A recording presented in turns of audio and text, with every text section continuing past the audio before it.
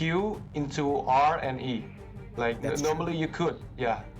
Yeah, that's true. That's true. You can't lock them for long enough, right? Yeah, and champion like Camille, Lee Sin, like it's so hard to like pick them off.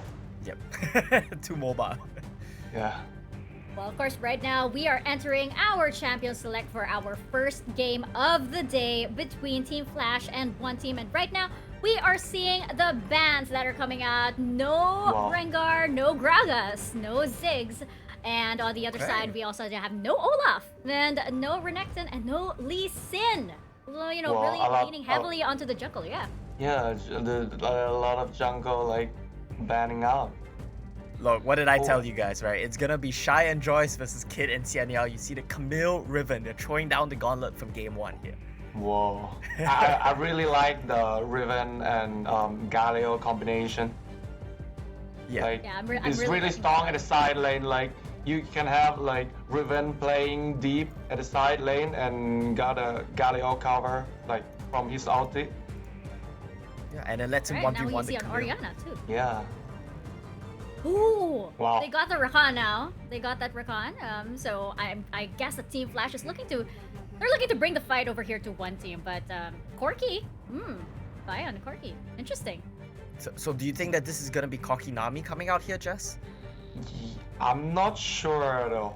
Okay. We still don't know like where's Corki and this Galio gonna go, Oh, that's right? true. Yeah, that's true. Yeah, it's a flex. Yeah, so One Team do Yeah. have a lot of flexes. That's actually super cool here. Team Flash, it looks like they just want to play the Wombo combo though, right? So they're just gonna look to team fight, gonna go deliver the Ori ball. Pretty simple stuff.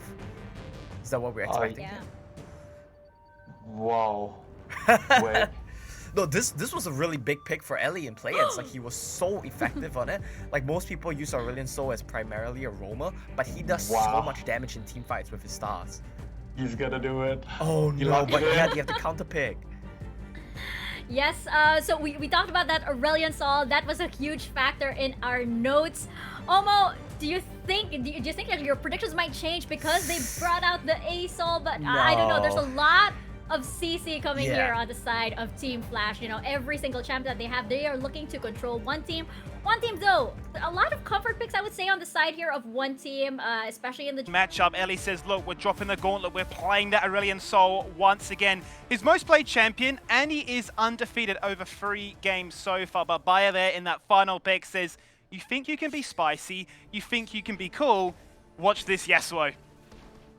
Yeah, exactly. I mean, just as what the Jess has mentioned, this composition coming from One Team looks really good against this, triple AP, double AP composition coming from Team Flash. You have that magic shield from CU over there with that hero's entrance. And it's just a perfect double whammy setup for that big knockup later for Baya. There's just so many things that will set up for Baya as well. Aside from this Galio, Xianyo will play a big part, and Yep. Kid as well on this ribbon. Yeah, I mean, I really like this jungle matchup in particular. It is going to be explosive. It is going to be quite volatile. Lanes to gank, obviously, in that top half of the map. Certainly can be influenced rather easily. Both Riven and Camille wanting to be as much of a threat as they can be, as we can already see Kid copying a fair bit of a beating. Ignite goes out, so summoners were traded. As Kid has to flash away and pick up the honey fruit down to half so far.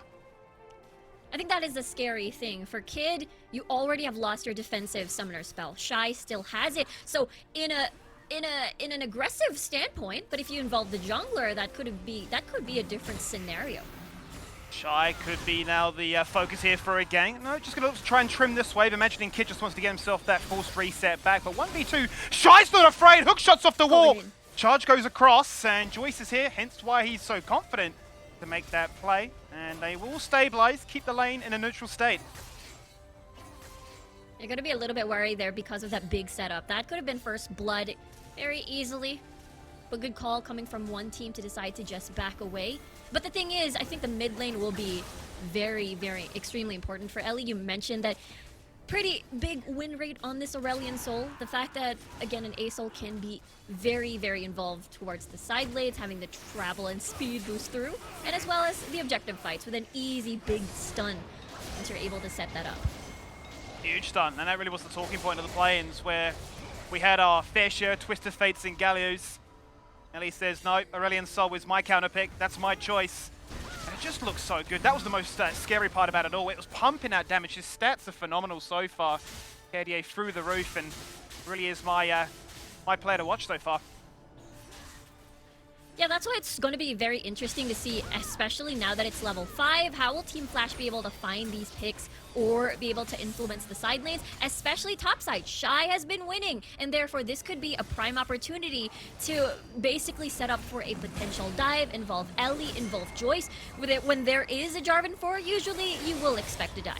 Very well, as they will get that Chilling Smite online as quickly as possible. First gank, obviously warning shots here, but no first blood, as you say. Imagine both these teams now are going to get themselves the desirable tempo, as those objectives will be up in less than 50 seconds now. So from the wave, get those first item spikes, and look to try and find a degree of control on this map. Make the first real move here, because in terms of the objectives, it has just been that gentleman's agreement to pick up opposite crabs, get vision down on the map. With everyone having that ultimate available, it's the calm before the storm now. Exactly, that's why CU is here in the mid lane, hoping to find an opportunity to get that knock-up and that last breath. Now it seems that the plan has been foiled, so now where will CU involve himself? Because, you know, Corki, he can actually leave the Corki alone just because of having that Valkyrie, Ninja 7, pretty safe. You got big wave clear. So this is definitely something Team Flash should watch out for, especially Team Flash will be looking into getting that Rift Herald and then opening the map up. Unleash Shy. He has been that big, stable ground for topside, and one team, obviously, Kid, has been struggling in the early game. Yeah, and Shy's really gone from strength to strength across the full season into the plains, and whilst we said, you know, Bracket scene the plains wasn't the hardest group for them, they haven't truly had that challenge, only dropping one game. He has made a name for himself on all these mechanically intense champions. Wants to prove a point here. Might be the 4th seed, but certainly can wrestle with the best. There goes the first gank. Cataclysm locks him in place. A Sodom Battery will grant them that first blood. Jianyo on the board. Oh, the quickness is there, and the red carpet is dropped. The package won't find it, but they have cut off the angle. Now trying to spot a bobber. Is the Camille though, so don't worry about that one. 4 members strong. Kid's rather low, but the Herald is still there. Shy's still lurking in. Does he want to attempt to steal? But CU is right there to deny that. Not going to be the case here. Team Flash unable to try and push through mid into towards the river. Ninja just waiting for that Valkyrie. Will find it. No need to burn the Flash just yet. So, only 1 kill and a Herald. Not going to be stolen away. But good news so far for one team. Ellie? Ellie being very aggressive. It's a little bit worrisome because he wanted the honey fruit so bad, and he was basically in melee range already from Baya. That could have ended disastrous if CU was there to set up a taunt and punish that honey fruit, but, you know, he's not there. He still gets to live another day, is able to regen, deny Baya sustain a little bit, but it is now the Air Drake already the aim for one team to get a 2-for-2 when it comes to early objectives, and they can keep doing this because Xianyo will almost have his assault and battery up in the next fight again, and they can get a pick and basically rinse and repeat.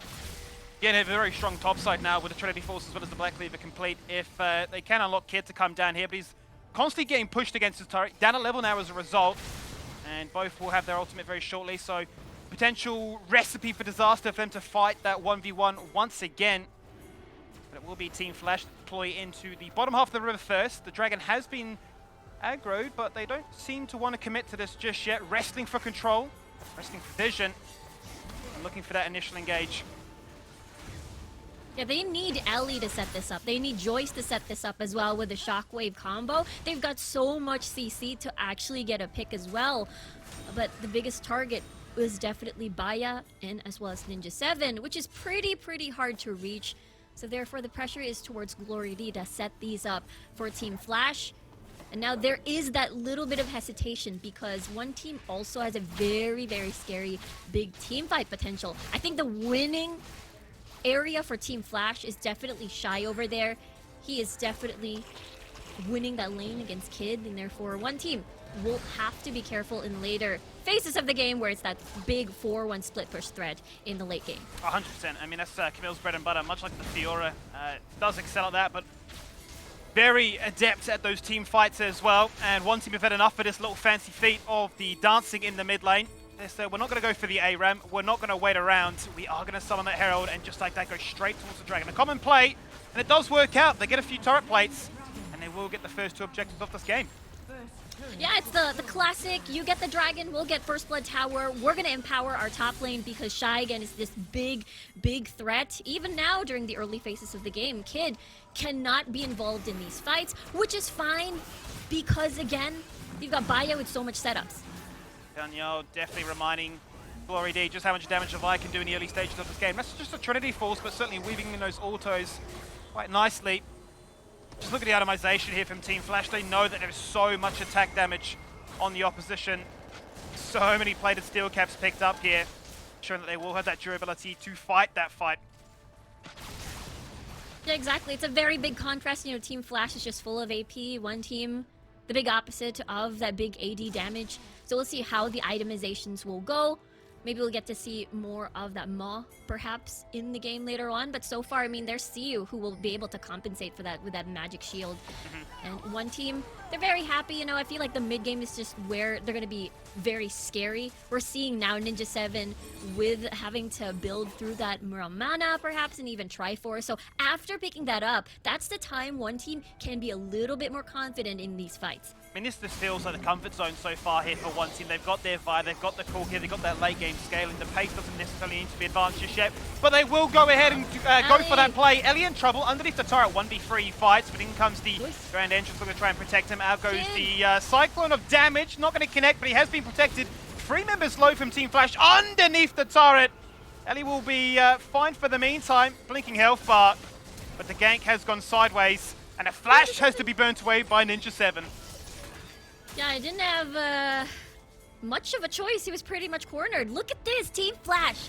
Not only, you know, we expected this to be a struggle for Team Flash just because of, like, on paper, one team has been incredibly solid, their experience in the Summer Super Cup. But now, this is more than even. This is Team Flash taking control of the game, and it's really, really impressive. Yeah, and this is the point to prove, right, as we say, as these teams now come in for the group stages, claiming that first seed. You know, how big is that divide? It had really been the narrative of the play-ins as to, you know, not all teams are made equal and so on, but so far Team Flash are holding their own and are looking to make that cross-map play. It is still around the Shy, and it does receive a lot of the emphasis, and you can understand why. Most gold in the game right now, and up by 1,500 compared to the Ribbon. Exactly, this is him with the early lead, with most likely, you know, just one visit coming from Joyce, but everything else is all because of his own efforts in the solo lane, dealing that 1v1 against Kid. And yeah, this is, again, looking back, very, very impressive, because when we look towards the Summer Super Cup before, it is, again, one team that's second place as a region from Taiwan, and Team Flash, of course, all of the Vietnamese teams landed in 3rd and 4th place. And now, again, this is just a statement of how much a powerhouse of a region this is. So delicate the situation right now, 10 minutes into this one. The gold lead, it's insignificant. It's pretty much dead even. A kill was traded for that turret, as we saw earlier on. But one team are reminding them of the caliber of team that they are, and continue to invade and showcase that they aren't afraid to take those fights if presented. Team Flash showing respect and just playing towards opposite sides of the map. I mean, they got their first turret top side, they're now playing and nearly claimed the second turret bot side. Really looking to try and open up the map, allow Shy to be that split pushing threat, as you say. Working towards that 2nd and 3rd item spike, but not getting too caught in the game plan that is one team, which want to fight, want to assert control. Right now look to try and catch up the Shy, who's down to half, has to flash away, hook shot. Was it enough? And that next dragon has now just spawned. One team has been trying to constantly deal with Shy, even having to put Siu. Mid lane could be in trouble though. They're fine. They're just clearing the way. But that's the thing. One team has been making attempts at Shy's life here and there, but unfortunately has not exactly succeeded. And I think it's because of the pressure that Ellie has here in the map. He's able to just join in as well. Not as fast as a hero's entrance, but it does the job still. So one team now being very careful. Again, they have this big wombo combo. They need everybody else involved here. Maybe even including Kid to set up the flanks, especially. You've got Ellie and Dialing going to be far back, having to poke here and there, unless Ellie is the first one to go in and initiate the fight. Yeah, and you're seeing this is the frustration for one kid, is that he's trying to fight, but he can't find it. The rest of his team in this 4-1 split are looking to try and clear waves and put pressure on turrets as well. But the wave clear that Team Flash have between the double AP threat is proving to be a bit cantankerous. Here comes that gank, there is the flash, the assault battery queued up and ready. All the CC coming his way, Shy has been shut down. Getting a bit too big for his boots, he had that 1500 gold lead, it's still going to be the same. But now in a 4v5, one look to go for the second Drake. I love the discipline coming from one team here. Oh, that's a beautiful quickness. We're already locking them all in place right now. There is the hero's entrance, knocks them up, causes a fair bit of disruption so far. Ninja, double summoners, but down to 20%. TU forced the flash away as well. The bot laner one has to disengage. There's another flash, and there's the flag and drag, and there is Yasuo Gombayaya. Pops everything, not gonna find it. The AD carry of an Orianna, Dialing proving how proficient he is in this champion. It's not a mid laner, but he gets a double kill. Beautiful setup, beautiful target prioritization from Team Flash. Every single time they find someone who is full HP basically, they focus target on them and they're forced to run away. That is the reason why a lot of the members coming from one team were pretty much low, therefore they just want to retreat. Again, this composition from one team are very full on, all in. There's no disengage whatsoever, and that's the reason why one team struggled even though they wanted to run away. And that's the concern you had to say, Riku, is when they do go in with those initiation tools, if there's not anything found within the first 5-10 seconds, they are going to panic. I mean, we saw that, right? They were definitely realizing, well, we're not getting those kills, we're forced to flash away, but that is the benefit of Team Flash, is they can run you down with this comp. And it's going to be a worrying trend for sure, because they still have to deal with Shy in that 4-1 split push, and I feel like that is exactly why they're turning their attention towards just basically stalking Shy wherever he goes, tries to punish. And the fact that Team Flash already won that fight, minus Shy's involvement, is a pretty huge statement on how the state of the game currently is. Absolutely. I mean, considering that he is still the one with the most gold in this game, and very different game plans. 3 turrets to 1. Bit of frustration here from one team as they're looking to try and find those ganks, they're going to try and find waves to play around, but they just don't exist. And that's the reason why Team Flash is just very happy. Oh. What? Glory! Glory being very risky, I suppose is the word we'll use there. Maybe a bit of a madman, to say the least. 4 members were looking to collapse on him, dropping out of vision for just a second there. And one team will be forced to disengage away, but now maybe split and caught out position. Flash can be used here by Xian Yo. Not going to be the case, though. Going to hold on to that one and just wait out that Cataclysm. Gets dropped down to 50%. And Joyce is reminding him that both these junglers can certainly pack a punch. That's really difficult with the 1v1 as well at bot side. That tower is going down slow. Where's the punish? There's no punish because one team has been pushed constantly into their own base. And the threat of them responding, there's just going to be big cooldowns like the Shockwave, like Glory D's Charm, and everything else just funneling in. And Team Flash is just happy about this, just banking on Shy, winning the 1v1, getting that 4-1 split push threat, and if he needs help, Team Flash is ready to collapse. I mean, this is just Shy's playground at this stage because he's playing anywhere he wants with no real threat of getting ganked. One gank has happened, sure, it paid the price by falling down, but he knows that the rest of his team is putting enough pressure on the map that he can afford to play so aggressively that he can continue what has been 15 minutes of bringing it to Kid and showing that, hey, I feel like I'm better than you, I'm playing like I'm better than you, what's your next move? Exactly, the next move is, you know, one team just trying to bring in more people to 1v3 Shy because the 1v1 is not going to be enough. If Kid just, you know, is in that scenario, more towers are going to keep falling. That means the Baron later on is going to be incredibly crucial because Shy is going to be there constantly. Sun battery goes out again, deja vu, we've seen this play happen before. Oh, the flash away, but it wasn't enough. The ultimate comes across and Kid finds revenge. Nicely done response coming from one team. They know that this is a window, this is a lull. That means they can try to take advantage of the long death timers and claim back what has been lost when it comes to map control. And this, one team, they can afford this because there is the hero's entrance. Looking for it, Ellie running him down, empowered the orbs, looking to try and get a beautiful quickness and a knock up afterwards. The Cataclysm guarantees that you're getting shut down, that you are locked in place. The hero's entrance to try and run away, and so you also forced to burn the flash into his blue buff. Valkyrie committed as well, and this is the pressure that Team Flash can bring your way as one team are running for the hills.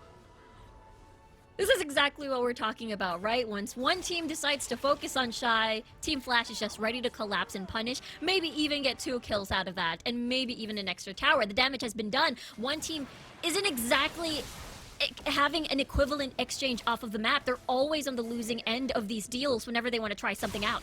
Well, this hasn't been a game of Dragon focus. We've skipped the third. We're straight into a Mountain Elder. Now the fight to determine who will take this one. Hextag Ultimatum locking the place together. Look to try and get that kill. There is the Empowered Q. Takes him down, but gets responded there by Kid. Whoa. Has a flash, but burning the Ignite so far. Sitting on a double kill so far. Kid certainly is looking to try and ramp up his aggression in this game. Has the ultimate. Looking for the execute. Not going to find it. Waiting for that next skill 1 charge. And look to try and jump into this one. Joyce very low. Assault battery committed. Looking to lock him in place. All these teleports coming on through. Looking to try and bolster the members of one team. They are flooding them with resources, flooding them with pressure. They've done enough with respawn timers at 45. The biggest thing that happened in that fight is that Team Flash were basically compressed into one single area in that choke point. Therefore, it was so easy for Ninja 7 to land in all of the AoEs. Teleport. Oh no, instant last breath straight away. Looking to try and contest this one as quickly as they can. Collectism locks in place too. Flag and drag to try and disengage away. The Dragon is still quite topped up and healthy. Nowhere near smite range, so no need to panic just yet. They can buy some time, and they'll need time for Team Flash. As Shy's respawning, they're waiting for their bot lane to come back. And they've done enough here, Riku. The Dragon has reset. Yeah, I think it's a pretty sweet deal. 2 teleports in exchange for the denial of that Elder Drake. I think, again, a pretty sweet deal. The fact that, again, the whole map is in favor of Team Flash, because look at topside. It is almost close to dying. And once they open that up, Team Flash will have more leeway to get this Mountain Drake for themselves. It's gonna keep pressuring one team. The fact that Shy also is carrying a teleport means that pressure is gonna continue building. He's either gonna stay in the Mountain Drake to fight, teleport instantly to topside, or vice versa. And now, one team has to expend resources again, as we can see Xianyo atop. Yeah, they had to run it back once again. Oh, the hook shot across the wall. Look how far that assault on battery's gone. Buffers it with the Hextag Ultimatum, and they just walk away. It's beautiful. Yeah, the iframe that you get because of the Hextag Ultimatum basically cancels out the very, very long assault and battery. And therefore denies, again, that's 1 resource down. I mean, at this point of the game, 20 minutes in, the assault and battery is at a very relatively short cooldown, so Shy gets to continue his journey towards topside and destroying the inhibitor tower. And what I love about this, Riku, is the fact that he knows that he's been the benefactor of so much pressure that he's saying, look, you've done a fantastic job of allowing me to put us in this 5-2 turret structure advantage. Now I'm going to draw that pressure back towards us. And what does that mean? Well, it means that the rest of Team Flash can be aggressive and look to do some invading of themselves. Yes, 20 minutes in, they're stealing away blues, they're getting down some vision, they're controlling this river, and looking to be the team that you have to face check into if you want this Mountain Elder. Yeah, exactly. That is why, you know, you're going to be expending resources. Therefore, those resources will not be available on that Mountain Drake take, or, you know, the space will be enough for Team Flash to start over this Dragon. And again, Shy is just doing a lot. It says there he has 3 deaths. It feels like the opposite. It feels like he has 3 kills with the lead that he has and the way that he has been affecting the entire map. I mean, the KDA really doesn't tell the story of this game. It's been a completely different style here from Team Flash, who we've known aren't too keen to go for the split push, but they've done it here today. Inhibitor gone, and now the team fight breaks out. Beautiful knock-up. Grand entrance of smurfing. It really is the battle of the entrances, as the Galio's already gone. He's down 50 seconds, and now 45 breaks out. And can Team Flash win this one? They've taken 2 so far. They've got the numbers advantage. They've bullied away the Yasuo, and now that Dragon is taunting them, and they know this might be the way to close out this game. What a fight! I mean, we talk about Shy all the time when it comes to map presence, but when it comes to team fight presence, you gotta hand it to Dialing. The way he's able to create these shockwaves to deter one team to be aggressive, to deny their heavy engage that they have. Mountain Drake. Not going to be enough. Trying to get in close range there for the smite steal by it with the 1-man ultimate. Looking to lock in place 1. It's going to be Ellie that falls on down. A response here. He frames it with the stopwatch. Not going to be enough. They both go golden, but they're going to fall on down. The only thing they're going to find here is a silver medal because they've lost that team fight. 1 by 1, they crumble. Down for 40 seconds. Dialing again. Smurfing with the triple kill. And all the pressure to talk about 2 minutes prior. Their Nexus is down to 50%. That's crazy. That is an open base. That means it could be free reign for Shy to keep pressuring that portion of the map. And the next thing that Team Flash has to get is this Baron. And one team, there's so many death timers. They can start it immediately while one team is not able to contest this one. Team Flash here, looking to cause the upset and looking to say you might be the runner-up here in the Summer Super Cup, but we are a team that have had that play-ins buff. The questions now may be answered as to really how good was our group after all. As they are in a very commanding position, only up by 3,000 gold, but they've guaranteed the strongest buffs in the game. There's the Baron, and with the Mountain Elder, they've really got an invitation to close out this game with a win. Exactly. Big true damage. Getting that shield, getting that Omni Vamp as well, on top of getting that Baron buff for them to siege.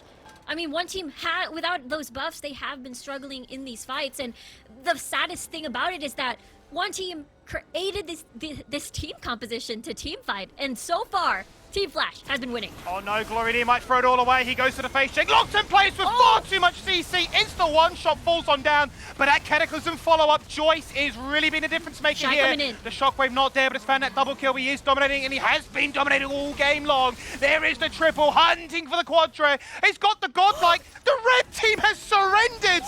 Competitive integrity out the window. They don't want to see the Nexus explode. They are done, and they're waiting for game 2.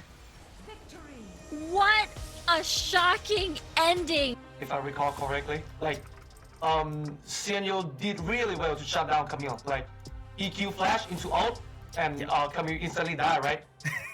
Even without Camille, they cannot team fight. Think about it. Like, it's so hard for one team. Like, it's too hard. Yeah. It's a really good draft, honestly. It's a really good draft. Yeah, to be honest, it's like, I think that a Team Flash caught one team off guard. Really, really hard. Oh, and there you have it. The Camille will be banned. But, you know what? I feel like, oh my gosh. I feel like Team Flash should just take the advantage and just bring out the ASOL once again. I actually was surprised that one team didn't ban it out. Maybe Ellie could do that again. Seemed like a really great win condition for the side of Team Flash. But sticking with the Riven for one team and the Orianna. Okay. I want to point something out really quickly here. Team Flash didn't have to ban Camille on red because one team had to ban it on blue. They weren't willing to take a Camille matchup yet again, and they're just saying this time, you know what, we're going to get rid of the champion completely, we're going to opt into any Riven matchup you want to take, and they banned away Renekton as well as Camille, so a lot of respect to the Shy, as well as they're giving over, you know, the next strongest, I think it's the next strongest top lane pick here in the Riven to Kid. Do you think there's any answers to this, actually, what the Jazz?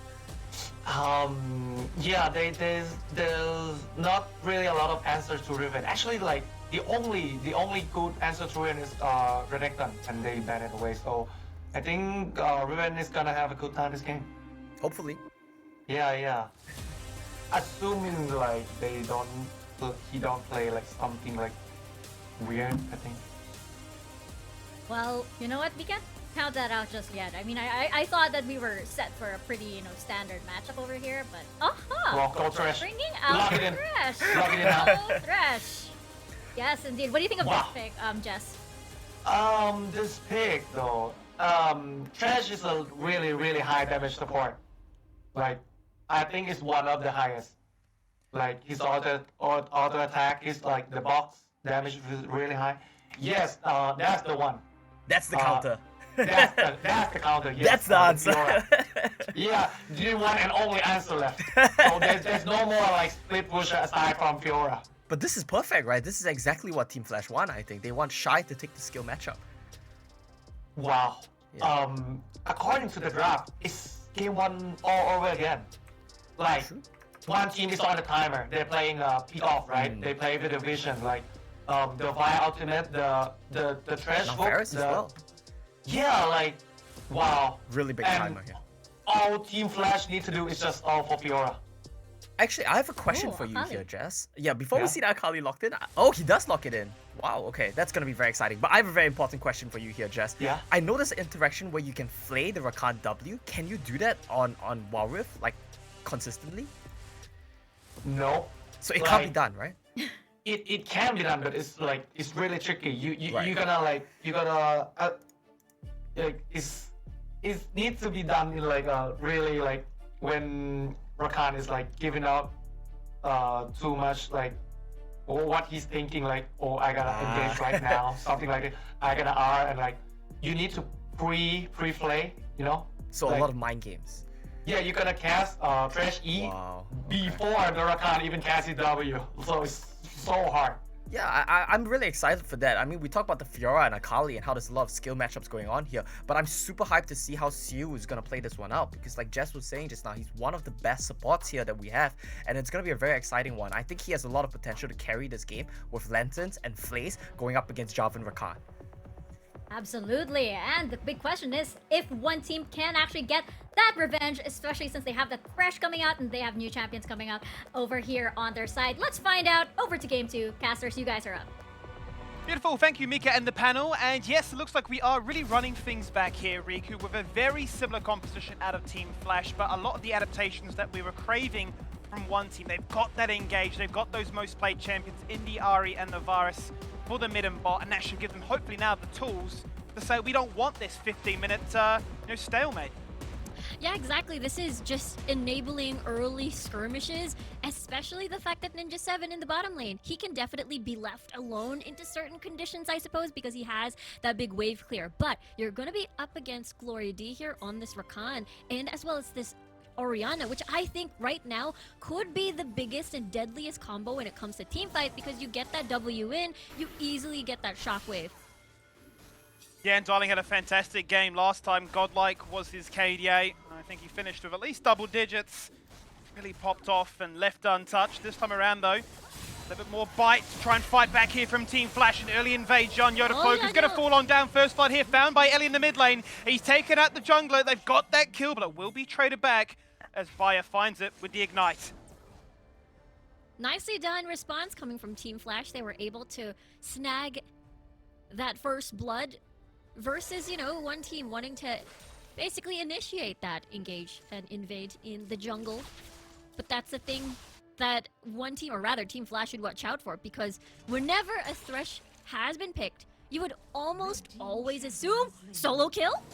Oh, okay. Well, that's just happened in the bot lane. And, you know, Varus is one of the best champions in the early portions, but this is that invade. It's Joyce that starts things off with the knock-up afterwards, Riku. Yeah, really, really nice funneling of that big CC. And of course, big level 1, very strong for one team. And I mean, I expected this, right? Like, it's okay to leave Ninja 7 into his own devices in the bot lane, because he has big wave clear, he has big range, he can safely farm from far away. That means CU can keep roaming. Certainly can. And is already on the hunt, looking for that next kill. Gonna fall on down a little bit with some of the experience, but not gonna mind too much as long as you got that hook. You're always a threat here on the map. The orb goes out, the hook connects. Beautiful riposte from Joyce. Not going to fall victim to that one. And that just gives so much control to one team who now pick up double Scuttle Crab. Really nice start so far for one team on this competition where they can be a little bit more active early. Big skirmish, big pick potential with the big charm. Level 5 will come, Spear Rush, Xianyo with Assault and Battery, and they can immediately burst someone down. And looking at the composition from Team Flash, everyone is pretty much very squishy. It's going to be very scary if you add in CU in the equation with the death sentence, as well as Ninja 7 with the Chain of Corruptions. Joyce should have been spotted there by the vision that you can see just on the top right corner of your frame. So Kid's going to show respect and not fall victim to a topside gank to make that 2v1. CU is still on the hunt. He's falling further and further behind with this experience. He's giving a lot of that over to Ninja 7 to try and hit level 6 as quickly as possible. Get the individual lead to try and be that powerhouse in these early stages. Janyo charging things up. Beautiful flash to follow. Buffers it. Here comes the Shroud. A very defensive flash away, but four members are looking to really force the objective here. They find the kill. The lantern away. The turret shot soaked. But a beautiful answer back. Is it enough? I think it is. It's an Ignite mid-away kill. Answer back by Ellie. Really nicely done rotation coming from Team Flash. May not be over. Probably might not be the case. There is the punishment. You can hit a flame, but it doesn't matter because we're running you down. There is the flash. But here comes Bayern out. Oh, just misses the charm. There was a lantern if he had overextended. But top lane this time around, a lot more exciting. Yeah, it's the constant involvement of the rest of the squad coming from both teams. It is not a 1v1 anymore. As again, for Shy, he's going to be easily shut down by Xianyo here on this Vi. with that lock-in homing target with Assault and Battery. And I don't think the Shroud is going to help you right there, as we saw with that really nicely done dive. Dives are definitely much easier if Siu is involved because of that Lantern. So as long as it's very clean, you can just, you know, just cleanly get out. Very early 4v1 onto the Akali, burning everything to try and disengage away, but it was not enough. And surprisingly enough, it is still shy with a gold lead. So isn't going to be afraid to continue to be aggressive here, but does not have the summoners, whilst Kid has everything available. Now, I'm curious this time around what the focus will be. It wasn't a game where Dragons were the top of the tier list. In head 3 in that game, but Herald, seemingly once again, is where both teams want to be. Yeah, for Team Flash, the focus is they have big 1-3-1 potential and as well as the big 4-man. Earth Herald, though, being started already. Missing arrow goes out, looking to try and shred these members down nice and low, looking to try and follow things up, Chain of the Corruptions are all joined together. Oh, rooted in place, Groyd already popped the heal, he popped the quickness, but he can't engage. Now Joyce is low, he's trying to hit the smite for a heal, but he doesn't have it up in time. He's gonna die, he committed to flash, and he's just gonna fall on down. Bayer on his most played champion, 1 defeat across the full season. He doesn't want to be at defeat here today. Yeah, there we go. Really good start on their skirmish coming from one team here. And Team Flash, unfortunately, they needed the combo from Dialing. He's fine. He's fine for now. I mean, exactly. They needed Dialing to be involved. That's the reason why you've got Cataclysm and the Rakan here on Glory D. Yeah. Because you're playing around the big Orianna plays like what we saw in game number 1. And without Dialing present, this team comp is not a team comp. I mean, just look at this. For me, the Chain of Corruption wins this fight because they all group together, and then Glory D can't answer back. Yeah, he wanted to get the charms in, able to initiate, get the knockups, but exactly has been stopped by the beautiful Chain of Corruptions coming from Ninja 7 there. And it's these choke points that are going to be incredibly crucial that Team Flash has to be careful because, again, 4 melees. That means that is just a fiesta, a potential of big 4-man Chain of Corruptions just spreading throughout the whole team. And that's really what excited me about this composition. The adaptations, they said, look, we know where our strong points were, but we fell victim to a comp that wanted to go in, but found it very hard to go in. So we're not going to try and enable the likes of a Corki for scaling, where we can rely on the package to try and cut off these key pockets of the map. We're going for Varus, we're going for Ari. We're saying wherever we go, the Vi will follow. And just like that, this game starts off with the first 6 minutes, pretty much like we saw in Game 1, Riku, where one team run the map and claim everything it has to offer. Yeah, that means one team can decide where to transition all that lead to. Do they get First Blood Tower? Because earlier in game number 1, Team Flash was able to gain control of top side. That means they were able to trade map control. They were able to trade down turrets versus the first objective. So now this is a different point where one team is able to fight with their early game. You mentioned this, Skimmy, Xianyo, Assault and Battery. You can follow through, rather, with a Chain of Corruptions, or a Flay, or a Death Sentence, like right now, possibly. Flash now gonna get burned. But yeah, there's just so many chain CCs involved. There's so many Cs here for one team. There's a lot, and I don't think it's going to stop anytime soon, because they are really looking to try and put a stop on Shy's impact this game, this time around. He's already burnt that Shroud. Oh, a beautiful Death Sentence! Wow. And he can go invisible for a second, but it's just not going to be enough. The punch through there from Xianyo, guaranteeing the kill. The stopwatch afterwards, buffering in time. A beautiful repose cancels out the charm. The mechanical answer from Team Flash is enough, but they have lost one in the process.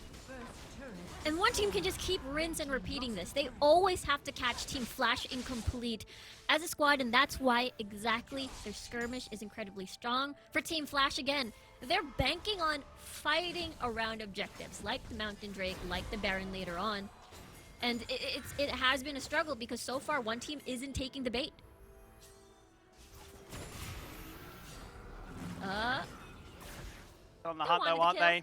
Yep, they're still very keen for these kills, but they're taking those risks. You know, they are saying that if we invest time and resources to make this play, we're guaranteeing it.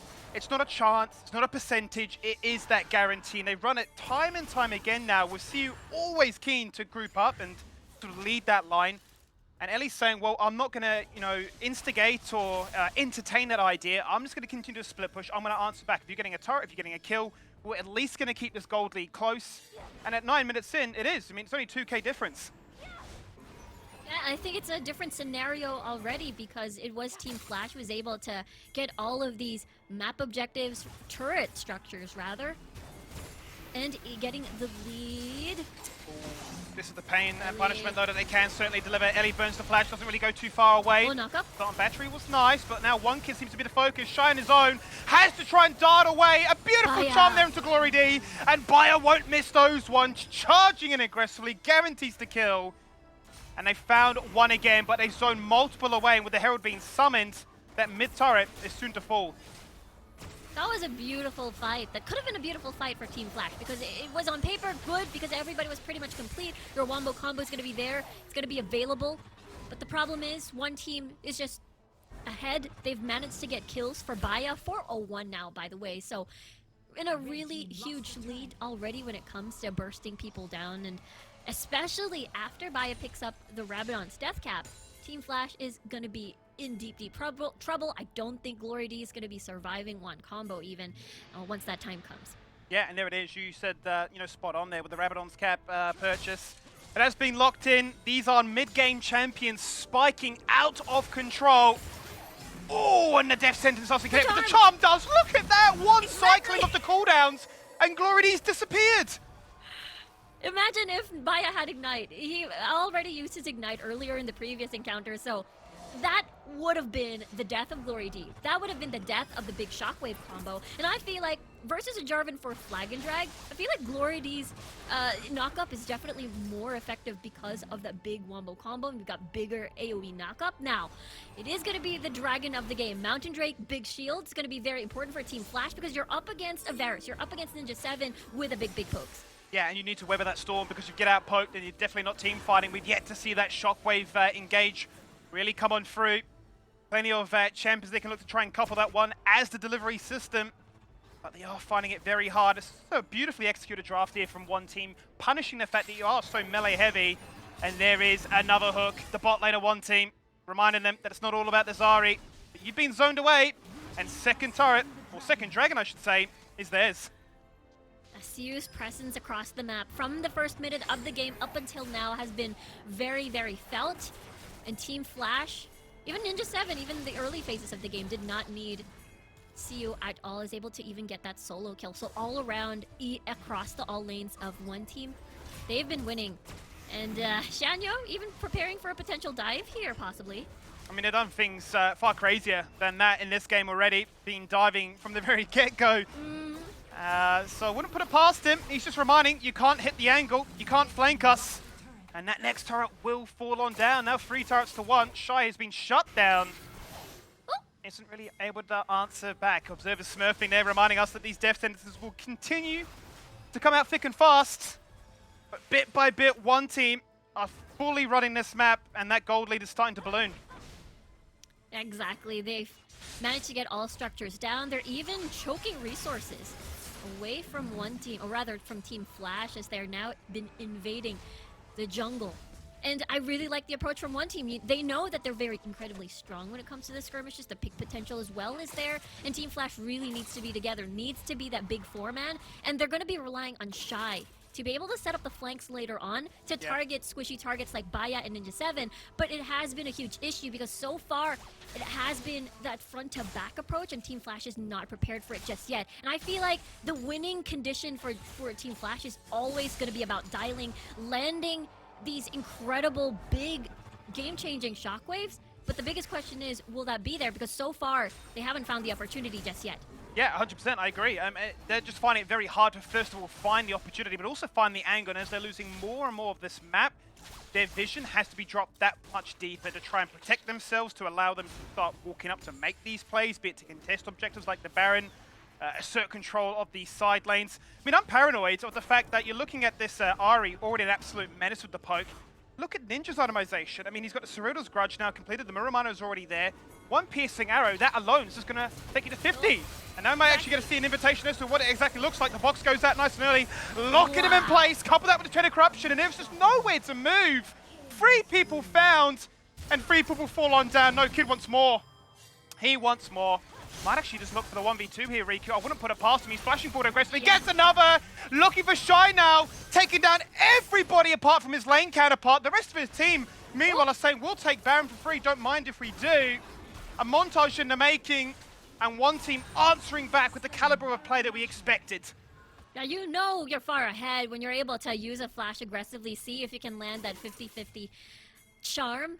And in the end, one team is able to get so much space, so much kills out of that. 503 already towards Vaya. Even Kid is able to create that 1v2 scenario in where it's just so difficult. We saw the team fight, well, we saw the skirmish earlier where 4 melee champions clumped up together, plus Varus at the opposite side of the wall equals Team Flash's death. That is the equation that we just saw, and that's what we're gonna see again in the replay. It is just so perfect. The box on this choke point is just so perfect, and Team Flash will have no answer to that. Well, we're running it back from a highlight back to live, and it's the same old story. One team really playing with their food here, having a lot of fun with this game, and from right to left they move, and that's really what we're talking about.